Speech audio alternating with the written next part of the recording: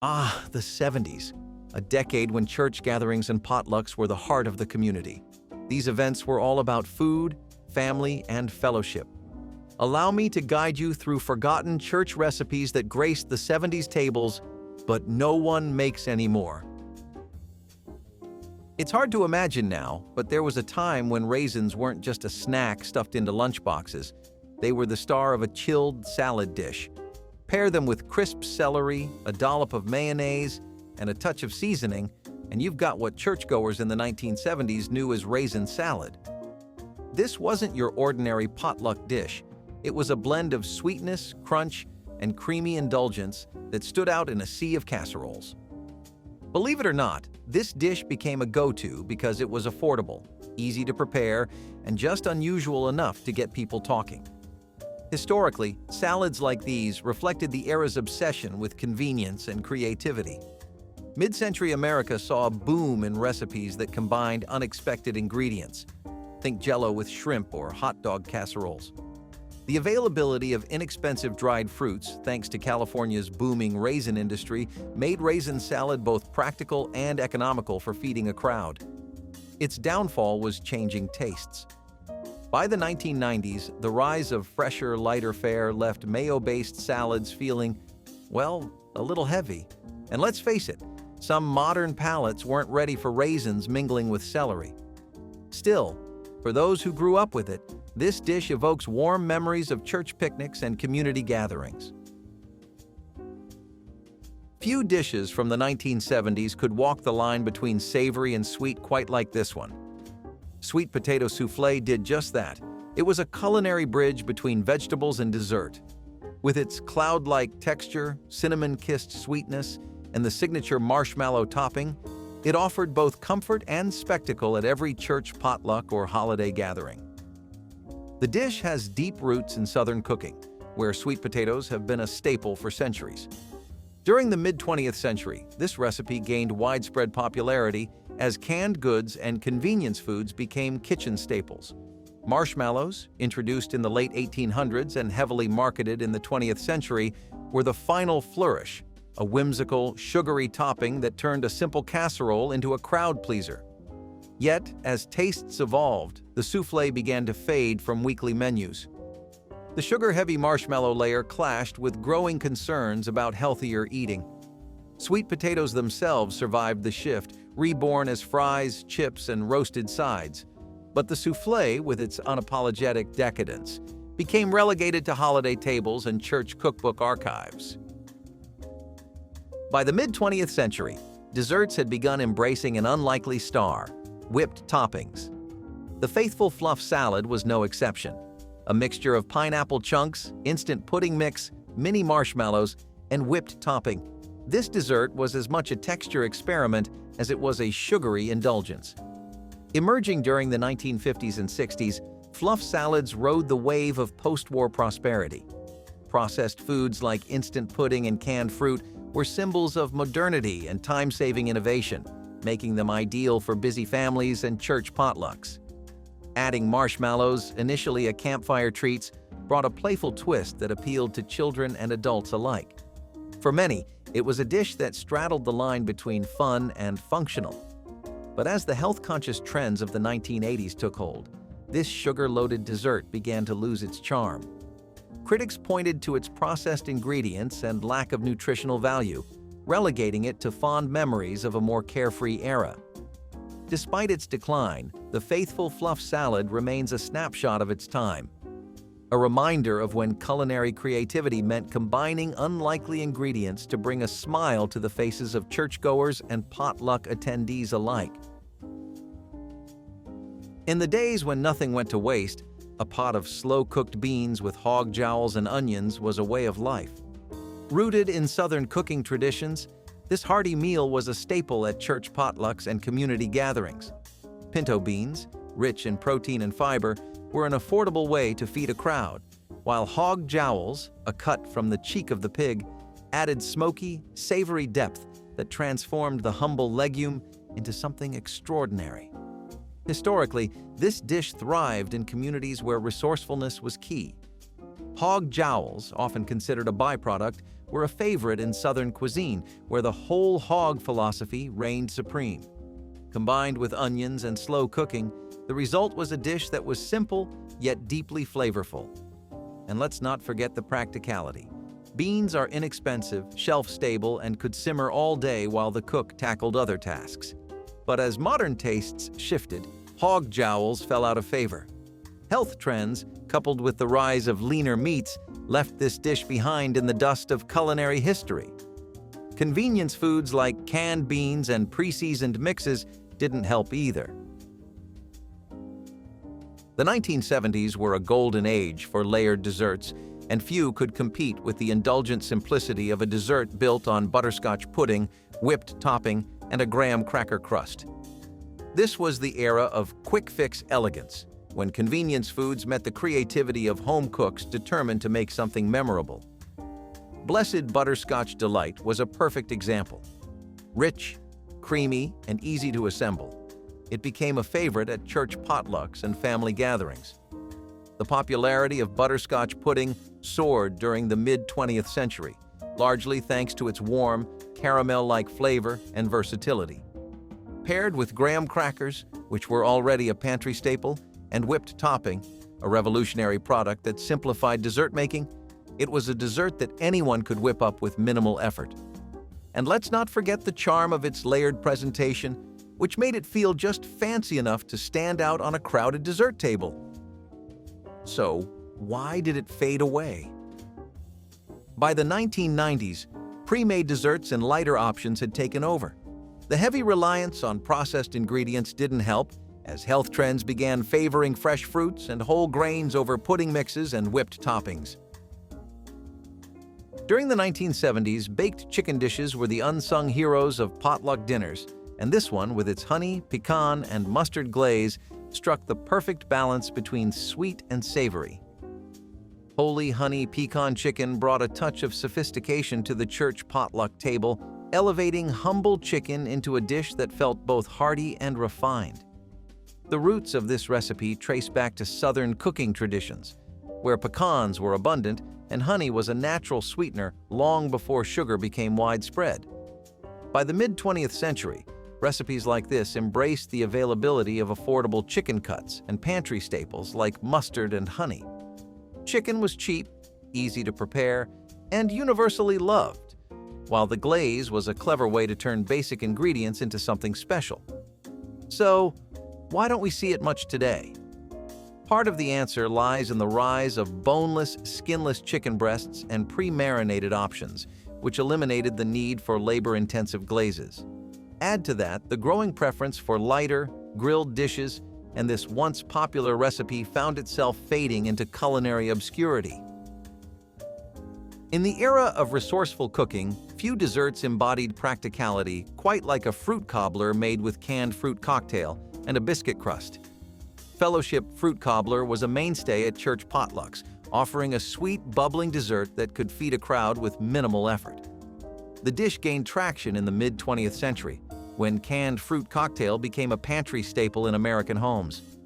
A product of clever marketing and food preservation innovation, fruit cocktail offered a colorful mix of diced fruits that made desserts feel festive. Topping it with a simple biscuit crust not only stretched the dish but gave it that golden, flaky finish that felt homemade even when shortcuts were taken. As versatile as it was, the cobbler started losing its shine by the late 20th century. Fresh fruits became more accessible year-round, and modern palates leaned toward desserts with more nuanced flavors and textures. Canned fruit cocktail, once a novelty, began to feel dated. But for those who grew up with it, this cobbler remains a comforting reminder of shared meals, church fellowship halls, and a time when food was about bringing people together, not about impressing them with gourmet flair. In the 1970s, dips reigned supreme at church potlucks and family gatherings, and few were as delightfully quirky as dill pickle dip. A creamy blend of sour cream, cream cheese, and finely chopped dill pickles, this tangy appetizer offered bold flavor with minimal effort. Whether served with crackers, chips, or vegetable sticks, it was an unexpected crowd pleaser that stood out among more traditional offerings. This dish emerged during an era when convenience and creativity defined home cooking. Dill pickles had been a staple in American pantries since the early 20th century, and combining them with creamy bases like sour cream or cream cheese was an innovative way to transform basic ingredients into something new. It was practical, too. Easy to whip up, affordable, and well-suited for large gatherings. So, what happened to this retro favorite? As culinary trends evolved, so did dips. Flashier, more complex recipes featuring exotic ingredients like artichokes and sun-dried tomatoes became the new standard, leaving humble dill pickle dip behind. And for those with pickier palates, the sharp, briny flavor wasn't always a hit. Dill pickle dip evokes nostalgia for an era when recipes were shared on index cards, and the measure of a good potluck dish was how quickly it disappeared. In the mid-20th century, prunes enjoyed a moment in the culinary spotlight, and desserts like prune whip became surprisingly popular at gatherings. Light, airy, and subtly sweet, this dish combined stewed prunes with whipped egg whites to create a mousse-like treat that balanced indulgence with a touch of practicality. While it may not sound like the belle of the potluck table today, in its time, it was a creative way to transform a pantry staple into an elegant dessert. Prunes, or dried plums, were widely appreciated for their affordability and long shelf life. They were particularly common in post-war cooking, where resourceful homemakers turned simple ingredients into inventive recipes. With the rise of gelatin-based desserts, prune whip fit right into the trend of light, fluffy textures. It also offered a surprising nutritional bonus. Prunes were, and still are, known for their digestive benefits, making this dessert as functional as it was flavorful. By the late 20th century, however, prune whip fell out of favor. Healthier eating didn't hurt it. Marketing did. Prunes became saddled with a reputation as grandma food, overshadowing their versatility. Few aromas could fill a church kitchen quite like freshly baked dinner rolls. Soft, buttery, and served warm, these rolls were a symbol of homemade care and hospitality. Devotion dinner rolls were the kind of recipe passed down through families, often scrawled on flour-dusted recipe cards and perfected over decades of Sunday suppers and holiday feasts. Homemade bread has deep roots in American culinary history, long before mass-produced loaves became the norm. In the 1970s, scratch-made dinner rolls still held their place on church tables, reflecting a time when baking bread was both an act of love and a nod to tradition. With simple, affordable ingredients like flour, yeast, and butter, these rolls were versatile enough to accompany anything from soups to pot roast, making them a must-have at potlucks. So why are they now more a memory than a staple? Blame the rise of convenience foods. The introduction of prepackaged rolls and frozen bread dough offered busy cooks a shortcut that didn't involve kneading or proofing. And while nothing quite compares to the taste of homemade, time-consuming recipes often took a backseat as modern life sped up. Steamed puddings might sound old-fashioned today, but in the 1970s, dishes like faithful fig pudding carried the weight of centuries-old traditions.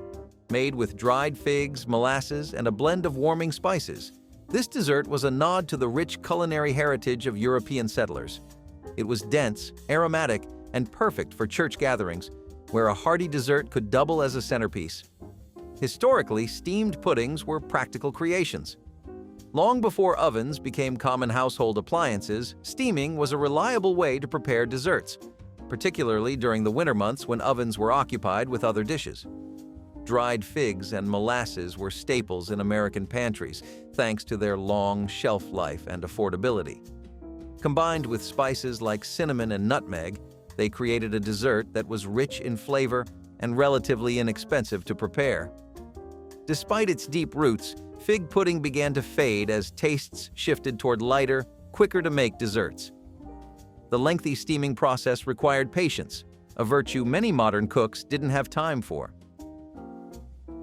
The rich, spicy aroma of a well-seasoned casserole was often the highlight of church potlucks, and Jubilee jambalaya casserole was no exception. This baked version of the Louisiana classic brought together rice, sausage, shrimp, and a bold Creole spice blend. It was hearty, flavorful, and had just the right amount of kick to leave everyone asking for the recipe. Jambalaya, with its roots in Spanish, French, and African culinary traditions, became a staple in Southern cooking centuries ago.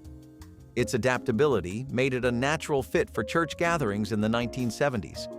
Stretching expensive ingredients like shrimp with affordable staples like rice was economical, and baking it in a casserole dish made it easy to transport and serve to a crowd. Sausage added depth, and the Creole seasoning brought a vibrancy that elevated the dish beyond your average casserole. So why don't we see it much anymore? As jambalaya purists reclaimed the stovetop tradition, the baked casserole version began to lose its charm. Add in the rise of quicker meal solutions, and the labor-intensive nature of the dish didn't fit modern schedules. Few dishes spark as much curiosity or debate as a gelatin mold. In the 1970s, the congregation carrot mold combined shredded carrots, crushed pineapple, and orange gelatin into a dish that was both a side and a conversation starter. Sweet, tangy, and slightly crunchy, it blurred the line between salad and dessert, making it a staple at church potlucks where versatility was key. The mid-20th century was the golden age of gelatin-based recipes. With the post-war boom in processed foods, Jell-O became a household name, marketed as the canvas for everything from fruit to vegetables. Carrots and pineapple were a natural pairing, offering a bright color palette and a balance of textures that appealed to adventurous home cooks. The mold's practicality also can't be overlooked. It was easy to make ahead, held its shape on a buffet table, and was affordable for families stretching their budgets. However, as food trends evolved, gelatin molds began to feel outdated. Fresh salads and lighter fare gained popularity, while the sugary sweet combination of carrots and Jell-O started to seem like a culinary relic. For those who remember it, though, this dish evokes a time when creativity reigned supreme and no potluck table was complete without a molded masterpiece. During an era when convenience reigned supreme, few desserts captured the hearts of church potlucks quite like a no-bake peanut butter pie. With its creamy, sweet peanut butter filling nestled inside a graham cracker crust, pious peanut butter pie became a symbol of simplicity and indulgence. It was rich, satisfying, and best of all, didn't require turning on the oven, a blessing for busy cooks and warm kitchens. The origins of this dessert lie in the mid-century love affair with peanut butter, which soared in popularity thanks to its affordability and versatility. Pairing it with sweetened condensed milk and whipped topping, staples of the time, turned humble ingredients into a decadent treat. The graham cracker crust, first popularized in the 1930s, added a buttery crunch that balanced the pie's smooth filling. It was practical, easy to assemble, and required little more than a refrigerator to set. Yet, as dessert trends evolved, this pie began to fade from favor. The rise of more elaborate, multi-layered confections and a push toward healthier eating made its rich, calorie-dense filling seem out of step with modern tastes. When it came to feeding a family on a tight budget, casseroles were the backbone of 1970s home cooking, and hopeful hot dog casserole was one of the era's most resourceful creations. Combining hot dogs, baked beans, and a cornbread topping, it turned simple, inexpensive ingredients into a dish that could feed a crowd with ease. It wasn't fancy, but it was undeniably comforting and a little fun. Hot dogs, introduced to American cuisine in the 19th century, became a kitchen staple by the mid-20th century thanks to their affordability and versatility. Pairing them with baked beans, another budget-friendly favorite, created a savory base with a hint of sweetness. The cornbread topping, inspired by Southern traditions, added texture and warmth, making this casserole feel a little more special than its components might suggest. It was quick to assemble, easy to bake, and hearty enough to fill hungry stomachs after a Sunday service. However, as palates shifted toward fresher, less processed foods, this casserole's reliance on packaged ingredients led to its decline. Hot dogs lost some of their appeal as health trends took hold, and the dish's humble simplicity began to feel dated. Few desserts carry the warmth of tradition quite like a baked custard rice pudding. Reverent rice pudding was a staple at church gatherings, offering creamy comfort with a touch of cinnamon spice and the sweetness of raisins. It was the kind of dish that felt like home, evoking memories of simpler times when nothing in the pantry went to waste. Rice pudding's history stretches back centuries, with variations found in nearly every culture that had access to rice and milk. In the United States, it gained popularity during the 19th century, when rice became widely available and recipes emphasized frugality. By the 1970s, baked versions with eggs, milk, and sugar added a custardy richness, while cinnamon and raisins gave it a warm, familiar flavor. It was versatile, too, served as a dessert, a snack, or even a breakfast dish. But as dessert trends shifted in the late 20th century, rice pudding began to fade. Its humble simplicity couldn't compete with the rise of more decadent sweets like chocolate lava cakes or the colorful allure of gelatin desserts. The time-intensive baking process also made it less appealing in an era of quick fixes. In the 1970s, practicality often dictated the dinner table, and few dishes embodied that spirit better than a warm, hearty pot of gospel goulash, combining macaroni, ground beef, and tomato sauce. This one-pot wonder was a crowd-pleaser at church gatherings and family dinners alike. Simple, filling, and endlessly adaptable, it was the kind of meal that brought everyone to the table without breaking the budget. The dish draws its roots from Hungarian goulash, though the Americanized version took significant creative liberties. By the mid-20th century, macaroni, ground beef, and canned tomato products were affordable staples in nearly every pantry. Families stretched what they had, tossing in whatever vegetables or seasonings were on hand to create a meal that could satisfy both appetites and budgets. Its simplicity made it versatile, easy to scale for a potluck, and forgiving enough for even the most distracted home cooks. Over time, however, gospel goulash began to fade. The rise of more sophisticated pasta dishes, such as lasagna or baked ziti, offered more texture and flavor complexity, pushing this humble dish to the sidelines. As tastes evolved, its one-pot simplicity started to feel less exciting. Still, for many, it remains a nostalgic favorite, a reminder of family dinners, church potlucks, and the ingenuity of making a little go a long way. In the culinary playbook of the 1970s, green beans weren't just a side dish, they were often dressed to impress. Graceful green bean bundles wrapped in smoky bacon and glazed with brown sugar offered an elegant upgrade to the humble vegetable. With their sweet and savory allure, these bundles quickly became a favorite at church potlucks and holiday dinners. The dish's appeal lay in its balance of practicality and flair. Green beans were an accessible and affordable vegetable, while bacon and brown sugar transformed them into something festive. The bundles were easy to assemble and bake, making them a convenient choice for busy cooks. They also served dual purposes.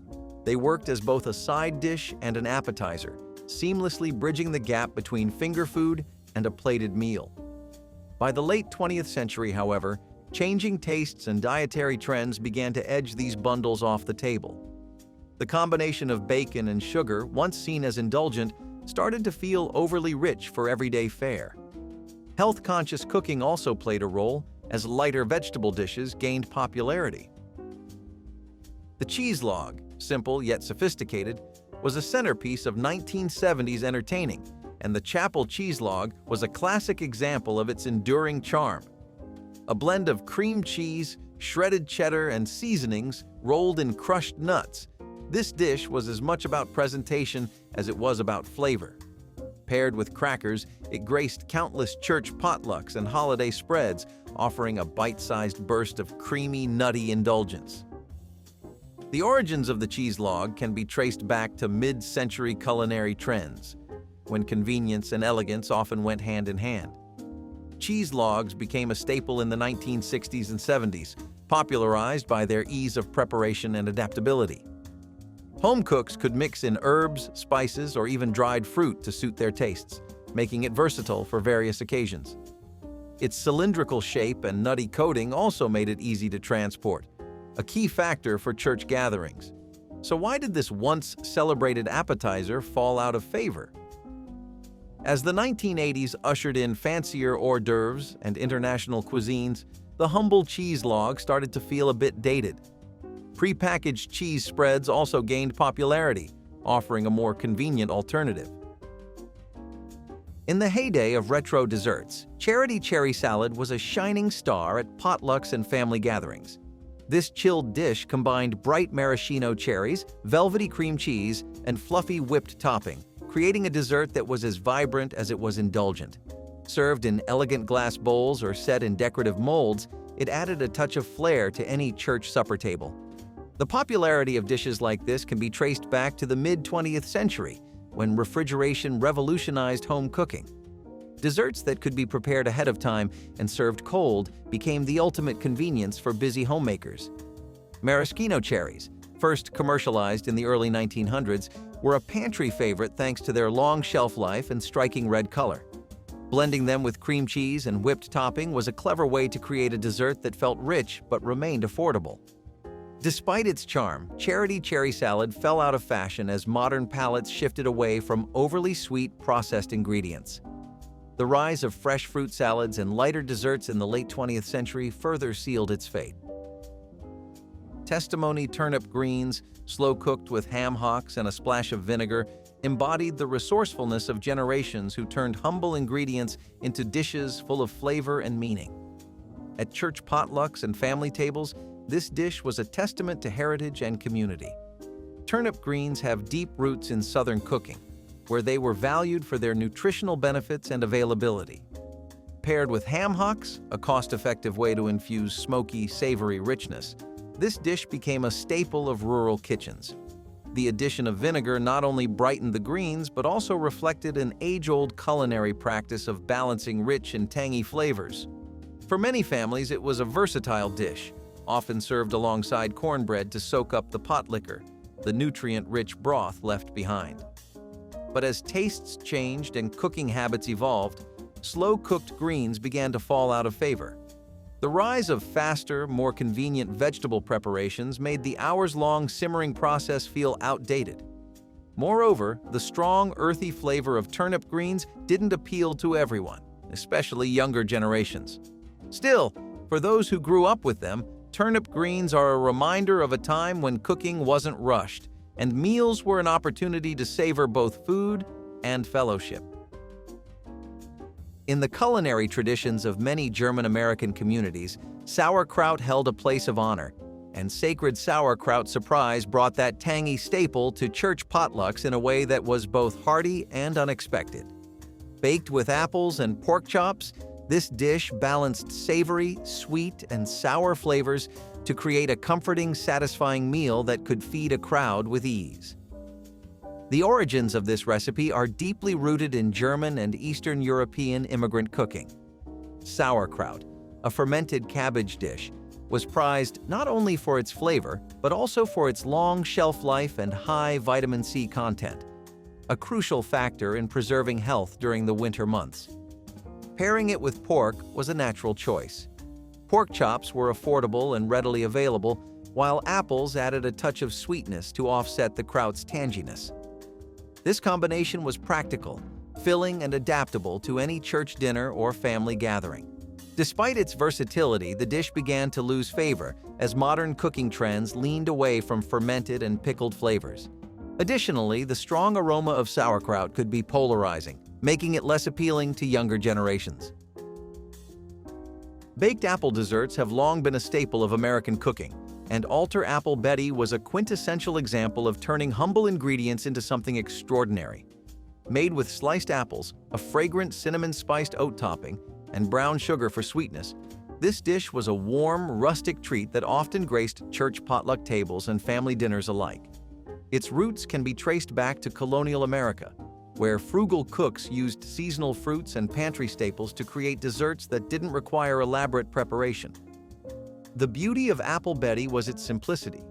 No pie crust to fuss over, just a quick assembly of apples and a crumbly topping that baked to golden perfection. It was versatile, too, ideal as a dessert, a sweet breakfast, or even a snack when served cold. So why isn't it as common today? As dessert trends shifted, Apple Betty faced stiff competition from flashier options like pies, cobblers, and crisps. The recipe's old-fashioned simplicity, once a selling point, became overshadowed by desserts that promised more indulgence or visual appeal. Altar Apple. Betty remains a nostalgic reminder of kitchens where everything was made from scratch and desserts were heartfelt contributions to the table. Few desserts capture the retro charm of the mid-20th century like the pineapple upside-down cake. Its signature design, caramelized pineapple slices and bright red maraschino cherries embedded in a golden cake, made it as visually striking as it was delicious. Praise pineapple. Upside-down cake was more than just a dessert. It was a conversation piece at church potlucks and community dinners. The dish rose to popularity in the 1920s and 1930s thanks to the invention of canned pineapple by the Hawaiian Pineapple Company. Their marketing campaigns promoted recipes featuring pineapple, and the upside-down cake, with its sweet, sticky topping, became an instant hit. By the 1950s and 60s, it had become a potluck classic, celebrated for its simplicity, just one pan, and its ability to turn everyday ingredients into a dessert that felt festive. As tastes evolved in the late 20th century, the cake began to lose its luster. The heavy use of canned ingredients and its sugary glaze didn't align with the growing emphasis on fresh, lighter desserts. Additionally, its iconic appearance became a symbol of an earlier era, less appealing to younger bakers seeking more modern flavors and aesthetics. In the world of comfort desserts, few could match the magic of a self-saucing, virtuous vanilla pudding cake. This clever dish baked into two distinct layers, a fluffy vanilla cake on top and a rich, warm pudding underneath. Simple, satisfying, and slightly mysterious, it was a favorite at church potlucks where ingenuity and indulgence often went hand in hand. Self-saucing cakes date back to the early 20th century, gaining popularity during the Great Depression when frugality was key. By the 1970s, the vanilla variation became a staple of community cookbooks, praised for turning pantry basics, flour, sugar, milk, and eggs, into something that felt both luxurious and homemade. Its practicality was unbeatable. Minimal ingredients, no frosting needed, and a built-in sauce that made it feel like two desserts in one. But as dessert trends grew more elaborate in the 1980s and beyond, this humble cake struggled to keep up.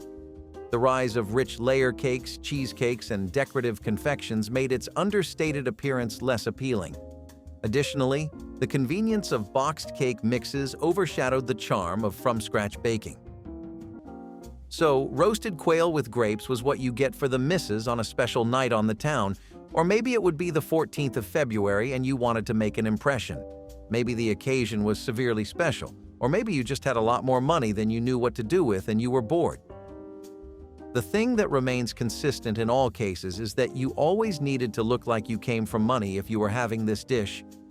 You may not really think too much of it, at least I know I didn't for the longest while, but there are even financial barriers to trying certain kinds of dishes. That couldn't be more true for quail, which has always been a luxury order both in the current day and in the past. It's just not something you get for cheap, and when you add on sweet roasted grapes to the platter, then you only increase the ambiance of the dish that much more. I like to affectionately refer to it as mansion food because, well, it just looks like what you'd find in a mansion. Ironically enough, it was actually something you'd have found on the tables of most upper-class families back then, so it's not like only the uber elite got to taste some quail. You just definitely had to be well off. Quail isn't as inaccessible as it used to be, but it's definitely not really a hotly demanded item anymore either, outside of gourmet dining circles. Another thing that was really exclusive to the 1970s was the country's rediscovered love for casseroles. Things like hot dog casseroles are just proof of this all around. But really, you had a casserole for just about every fruit, ingredient, and meat you had ever heard of. The deal with this one is that it was a cheap casserole and a super beginner-friendly one. Seriously, your nephew could make this if you gave him honest instructions and believed in him enough. I mean, what really is there to do? You just take the pasta and the hot dogs, layer them casserole style, and pop them in the oven. Bam, you're done. And now you have enough food to either share with the family twice over or enough to last you the entire day and then some. Casseroles were super easy to make, convenient, and usually affordable, but could be made with super fancy ingredients if you were feeling like pushing your wallet and could fit just about any taste palette in the entire country. That made them pretty damn hard to beat. Plus, the 70s was known for being a massive return-to-work culture and the grind lifestyle for a lot of Americans, so the need for big, easy, and simple dishes was major. Nowadays, there are a lot of convenient apps and services to do that for you, so there's no need to bother with things like casseroles every other day. Hear me out, this one might sound a little boring at first glance, but trust me, it's a classic for a reason. The split pea soup is a hearty, filling, and surprisingly healthy-ish, thick, creamy soup packed with vibrant green split peas and other vegetables like carrots, celery, and onions. Now, on that healthy-ish claim, it depends on how much butter and cream your grandma used. The split pea soup is the kind of soup that leaves you feeling satisfied for hours. It has been a St. Patrick's Day staple ever since its origin in 1905. The best part? You can totally customize it according to your liking. Yeah, don't be shy to throw in your favorite veggies, add a splash of lemon juice for a bit of brightness, or even some leftover shredded chicken for an extra protein punch. We really need to bring this one back. Spiced honey-glazed ham was a special one. It was one of the first few instances we had of spicy glazes or glazes in general being used in popular mainstream American traditions.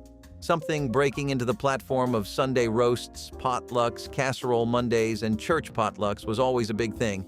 It was basically the 20th century equivalent of someone getting a contract with the NBA right out of high school or landing a Tarantino production. It was your big break, your way to get your name out there in the industry. Dishes like these were some of the first things in the world that ever popularized honey glazes, which were really just a European concept for the most part until they became as big as they are now in America. Also, people just got tired of having the same old ham they were always used to. You need to switch things up, man. Keep it interesting. Take yourself out to a dinner you really like, and ham just isn't it. I mean, for breakfast, comfort food days, and intense cravings, I'm right there with you. But there's no sense in sticking to tradition so much you ignore the good ideas out there, right? Would you say you're the type to experiment? And if so, are glazes something you'd play around with? Remember how I said people really became besties with cabbage overall? Yeah, that meant that they were exploring its potential in every avenue of food known to the average American Joe. You had cabbage casseroles, cabbage stir-fries, cabbage stews, and now stuffed cabbage soup. I mean, on the one hand, it was boring as anything could be, and it really needed a lot of aromatics and seasonings to become something you could justify spending time on. On the other hand, it was dirty cheap, like unfairly cheap. And for some people, it was just free. That's right. If you had your own farmland with a crop-growing culture in your family, then you were likely raised growing cabbage, or at least having it in the home a lot. In rural areas, low-income ones and urban ones, for different reasons, whether it was the economics of it at all or the fact that modern American consumerism as they knew it was slowly heading to massive health problems for all participants, people flew like moths to cabbage soup.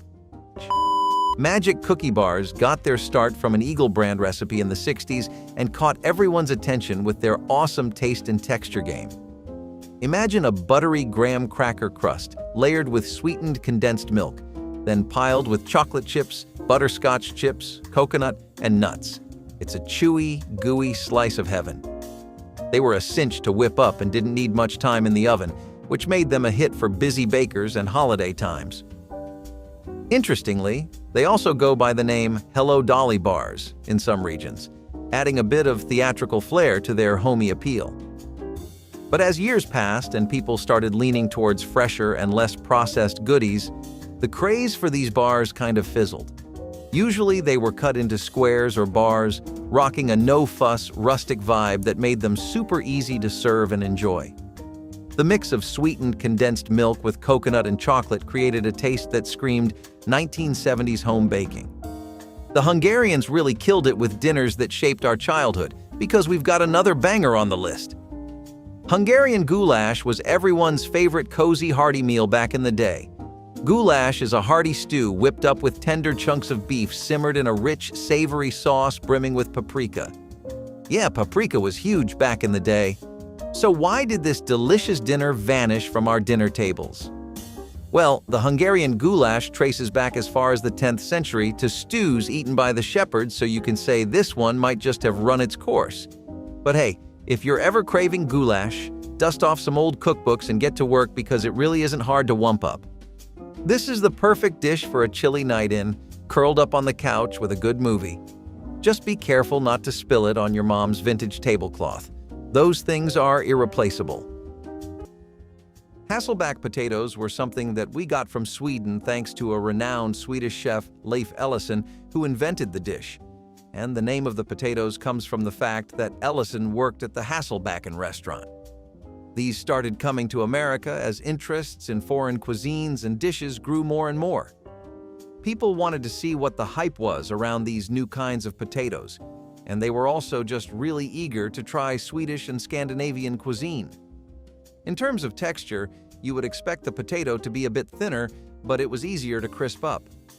The best thing about these kinds of potatoes is that they were incredibly good at absorbing the flavor from sauces, butter, seasonings, and more. Plus, they worked with a lot more things than potatoes did, and that's saying something. I doubt there's anything under the sun you couldn't make with potatoes, really. Hasselback potatoes were something that raised the reputation of a potato from a humble ingredient to a sophisticated side dish worth having at any Sunday roast. And if you ever find the chance to have one of these, you'd get why too. Shredded pork tacos, on the other hand, are still something that I can confidently say has kept up with the local scene. Do you know how many gaming sessions, yap-offs, and movie nights have been spent preparing, assembling, and binging no tacos? I mean, it evolved from a street food to a party snack to a regular daily part of our lives. You just can't separate America from its tacos anymore, but does that mean there's equity? Is the socio-political state of the taco world a hierarchy where others sit at the top and some get to be stuck at the bottom ladder, forever lost to time? Or is it a spectrum where we all happily enjoy every variation of taco ever and just decide where we want to go on the spectrum to get what we enjoy? Unfortunately, the truth is a mix of both. Now see, lots of tacos have come and gone. That's no secret. Some had a lot more pull than others, and some were a lot more palatable to mass tastes. Shredded pork tacos were something that were really just a showstopper for the taco scene in general. Before this, you had your usual assortment of chicken bites, pinto beans, sour cream, and some veggies. But no one was really delving into pork territory. Did it last all the way to the big 2025, though? I can't say it did.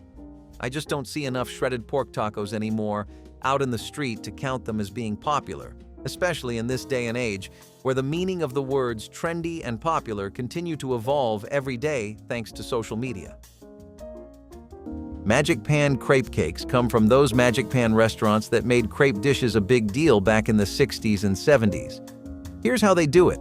They layer up thin crepes with all sorts of fillings, from sweet creams and fruits to savory cheeses and spinach. Basic crepe batter is pretty simple, just flour, eggs, milk, and butter. But when you stack them up and fill them just right, it turns into something special. Each layer was carefully assembled to ensure the flavors melded beautifully, providing a gourmet experience that was rare at the time. These crepe cakes were a hit because you could watch them being made right in front of you, which was pretty cool back then. Though they were a favorite for a while, as the Magic Pan spots closed down and eating out got more casual, crepe cakes weren't as common. When they served them, it was always with style, dressed up with a little sauce or a sprinkle of powdered sugar to make them look as good as they tasted. Lamb might seem like a fancy restaurant thing these days, but back in the day, it was a total dinnertime MVP. Lamb stew was a fan favorite at dinner parties back in the day, and I get the hype. Imagine the combination of melt-in-your-mouth lamb and an assortment of colorful vegetables like carrots, potatoes, and peas simmered in a rich, flavorful broth just begging to be soaked with some crusty bread. This is a dish that's guaranteed to warm you up from the inside out on a chilly day. Not to mention, it's surprisingly easy to make. Perfect for those nights when you want a delicious meal without spending hours in the kitchen. Just maybe don't tell your grandma you added a sprinkle of your favorite hot sauce. Some traditions are best left untouched. Something else that was also insanely popular and stopped being that way was oven-baked chicken drumsticks. This is also something I will entirely, and many food analysts and critics will agree with me on, fast food. See, why would you ever bother with the laborious process of marinating drumsticks? gathering the ingredients, making up a spice blend, making a sauce, making a dip, cutting up fries, and going to the store for some affordable soda when Kentucky Fried Chicken has a deal out for a 3-piece combo for $10? Is $10 outrageous for a 3-piece combo? Most assuredly. Is KFC still undoubtedly delicious, convenient, and deeply ingrained into the American cultural zeitgeist? Absolutely. It's not even that there aren't any benefits to making this stuff at home. There are an insane amount of arguments and good reasons as to why it is healthier, smarter, and more economical to just handle your cravings at home with an air fryer, some olive oil or vegetable oil, and drumsticks you can trust. People don't work like that, though. And unfortunately, the saying that humans are creatures of habit couldn't be any more true. People are far too hooked on fast food chains for their supply of fried food, especially classic things like drumsticks. And that just means that ovens don't see a lot of use outside of TikTok trends and one-off videos that content creators might do. Herb-crusted roast goat is a dish that would rock your world and set your Sunday mood right for the rest of your 24 hours. It was a perfect combination of tenderized goat meat with a herb coating that was full of flavor. Goat was one of the oldest meats consumed across the world, and in a lot of ways, it still is. Herb-crusted roast goat basically just means either a whole cut of the goat or just a partial cut of it is coated with a rich blend of spices, herbs, and garlic and olive oil. You might be wondering how this is different from, well, just about any other kind of seasoning or spice mix. So, the idea here was that the crust of the goat would do two things to the meat. It would give it a fragrance, an ambiance, something that would help it stand out. Now that we had the issue of presence dealt with, the next was dealing with presentability. This dish just looked beautiful. The herb crust was vivid and full of robust colors, and it was a sight for anyone's sore eyes. However, looking good and feeling dramatic don't sell out restaurant seats or fill in empty ones on a table. The most important thing here is flavor, and luckily, that's where this shines. The herb crust locks in moisture and helps flavors stay trapped in the meat, making sure that you get an incredible tasting cut of goat at the end of all this hard work. Speaking of stir-fries, one of the more common ones that wasn't inspired by Asian culture was actually cabbage and sausage stir-fry. And this is definitely something you'd only see in the 70s. First of all, let's be honest. How many Gen Z or Gen Alpha kids do you know that would genuinely ask for cabbage stir-fry for lunch? Uber Eats has the game on deadlock, and that means that people really don't eat stuff like this anymore. Back in the 20th century, though, it was possible for something like cabbage to rise to stardom and even stay at the top and maintain a chokehold on people's diets. Why? Well, that's partially due to the 3-decade-long period filled with 3 history-defining disasters in the 20th century, namely the Depression, the Dust Bowl, and the World Wars. Quite a trifecta, isn't it? Still, that's when cabbage got so popular in America as a cheap and affordable nutrition-filled option that people started to eat it almost non-stop. Adding bits of leftover sausage to the stir-fry gave it a neat little protein element, and that cemented the dish as a rustic 20th century classic for when the going gets noticeably tougher than usual. Snowball cakes are all about that winter vibe, with their fluffy marshmallow filling and a coating of shredded coconut that looks just like snow. Inside, there's a chocolate sponge cake that keeps everything rich and interesting. These treats got their name from their cool, snowball-like appearance, making them a hit during the holiday season. They used to be all over the place as pre-packaged snacks from brands like Hostess, known for their fun and distinctive look. But as people started choosing more natural and less processed options, snowball cakes kind of faded out. They were usually wrapped up all neat, making them easy to grab and go. Chicken fried steak. This classic is long gone but never forgotten. This one's pretty easy to make too. All you need is a chicken steak dredged in a seasoned flour mixture, dipped in a wet batter, and finally coated in a crispy breading. Fry till it's golden brown for the perfect dinner that'll leave you wanting more. Chicken fried steak is typically served with a creamy gravy for dipping, along with mashed potatoes and vegetables for a complete and oh-so-satisfying meal. It is basically American, and the yassified version of the Austrian dish Wiener Schnitzel, and the Italian dish cotoletta alla Milanese. Fancy names, but the same old fried chicken steak. Now I know what you're thinking. Why did this crispy golden goodness leave us too soon? Well, you can trick yourself all you want, but it's not the healthiest dinner out there. But hey, having a fried steak once in a while can't do much harm, right? Just be prepared for some finger-licking good action. This dish is messy, but in the best way possible. Roasted capon with sage butter is a bit of a shocker. Basically, it's a castrated rooster that was raised purely for slaughter. This used to be a centerpiece dish for everything related to Sunday roast dinner, festivals, celebrations, and more. But slowly over time, this kind of stuff really went out of fashion. The rooster has to be castrated at a young age, and the reason they do this is because then they don't really produce testosterone anymore. As a result, the bird tends to grow larger, with a bigger fat content and more tender meat. Capons became a symbol of luxury exactly because of these qualities. They were seen as a superior bird with a lot of richness. There was also the fact that the overall taste just wasn't that gamey, which honestly made it fit so many people's palates. This entire practice of caponizing a rooster is something that first started in ancient Rome, and there are even agricultural texts that describe the process. From there, it found its way to Europe, and naturally, they eventually brought it over to us. You can expect a buttery flavor and a very, very crispy skin and tender inside, but thanks to industrial poultry farming and changing tastes, even these outstanding qualities couldn't keep it in the game forever. Egg group soup is still something you could say is a popular wintertime snack for a lot of people and definitely a comfort food for a niche crowd. But it's not something I would say is in its prime anymore.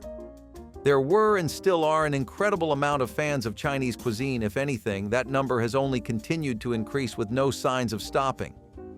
I mean, geez, these days we even prefer their TikTok to our own, right? Anyway, that kind of stuff is exactly why egg drop soup got a bit left behind though. You keep getting exposed to a culture over time, and you start to see more and more of it. More traditional recipes, foods, street foods, heritage dishes, all that. You start to leave behind the popular staples that you once went to because you didn't know anything else.